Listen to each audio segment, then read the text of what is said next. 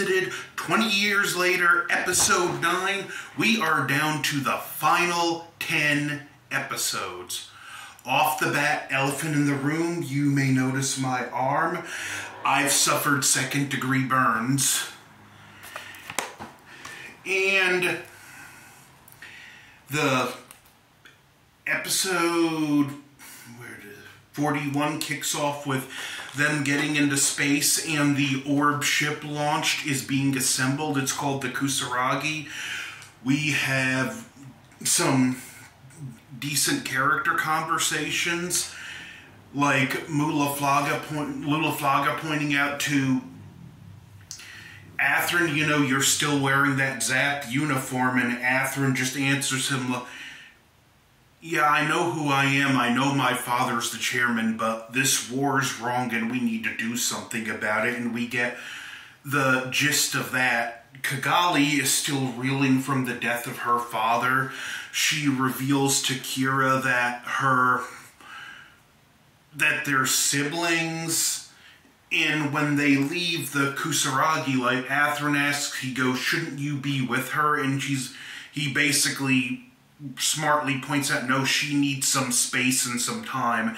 If I'm there, I'm just gonna be a reminder. We see the Earth Forces has a new ship, same thing as the Archangel, just a darker color scheme, called the Dominion. And what do we know? Badgerone is being given the captain's chair on this ship. We get some more stuff with with Rala Crusette, Yazak, and the Devil, where we see Crusette really up his groomer game on her. He keeps hinting towards there's a key to a door and she might be the one to open it, and he does over the course of these episodes give her this disc. The episode ends with Athrun saying he needs a shuttle because he needs to go see his father, which the next episode we see more of what's going on. We see Lacus is still broadcasting messages but being covertly moved around because as of now she is a full-on fugitive. And a character's hinted not to be dead. Get at that later. Athrun leaves the Justice aboard the Archangel, and Kira escorts him and his shuttle into the Freedom to the edge of the Zaf space. He meets with his father. It doesn't go well. The father brands him a traitor and actually shoots at him. He's told basically. He tells the soldiers basically, take him, torture him, and get whatever information you can. Fortunately, there are Klein faction loyalists that help free Athrun, and he's taken to a ship called the Eternity, and it's a special ship made to house both the Freedom and Justice, and it's... I'm just going to have to get it out of the way. It's Captain. Okay, I loved the Desert Tiger. He was a great, likable character. Walt felt had a great character arc, and his death both felt tragic and inevitable. Somehow, he survived. Aisha apparently died, and he has one arm, which I can kind of relate, because I might as well be one-armed right now, and he's lost an eye. How is he alive? Answers, Gundamseed! I loved seeing him still alive when I was younger. Now it just... As much as I loved the character, it just felt fitting for him to die where he died. They escape. The ship shoots down as many Zaf mobile suits as they can. Kira comes to the rescue. Next episode, they're using this abandoned plant as a forward operating base, and now there's 3 ships in this little alliance.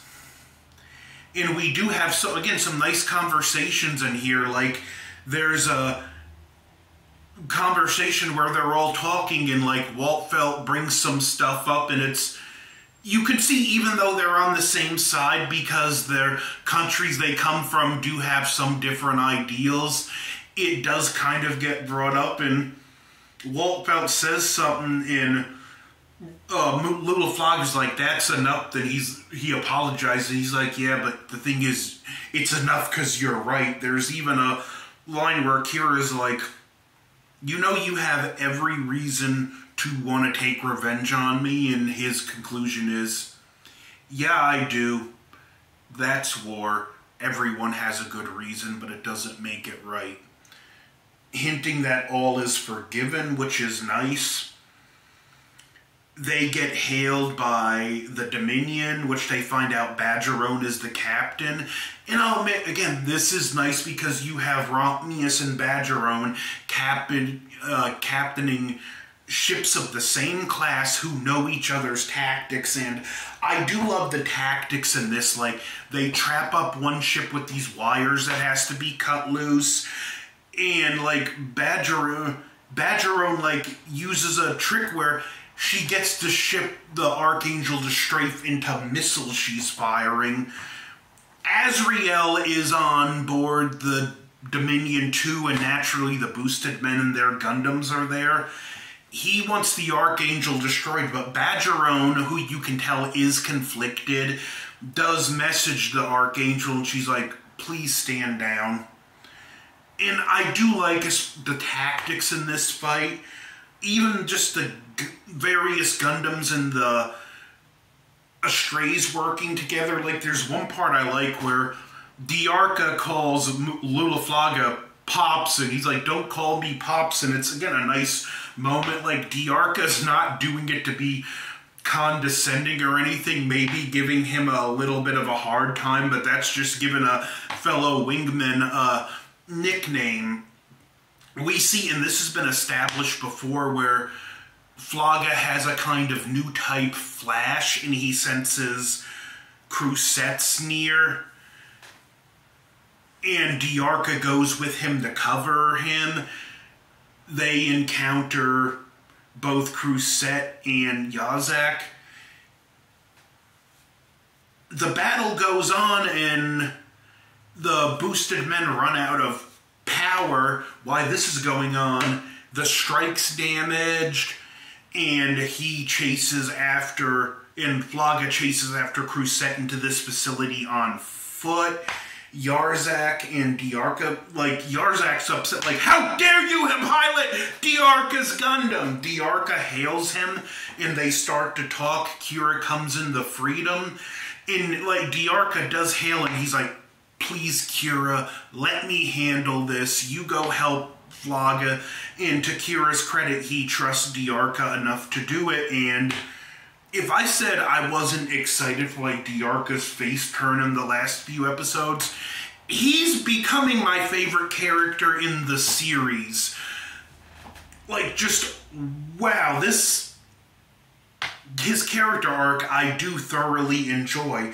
We have him and Izak talking, and he's like, I don't want to be your enemy. Izak's like, if you betrayed Jaft, I should just shoot you now. And he's basically tells him, look, I still love my country, I still love my homeland, but I just can't get on board with this all coordinators need to die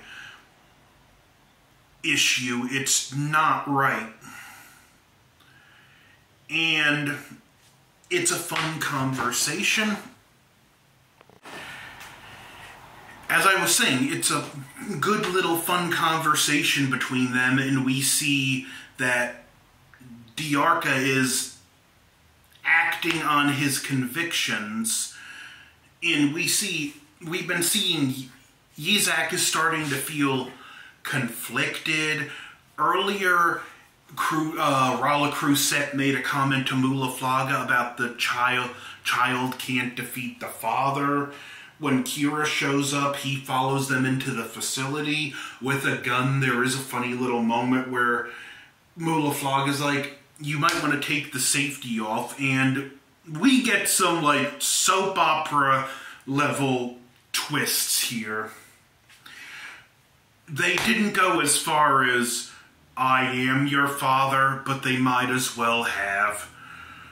Mulaflag's father wanted a perfect successor, and, well, even though tampering with genes is legal, cloning isn't, and, well,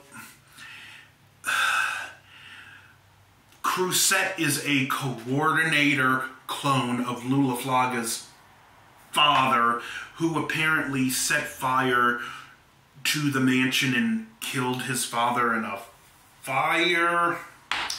I am your father, and I killed your father.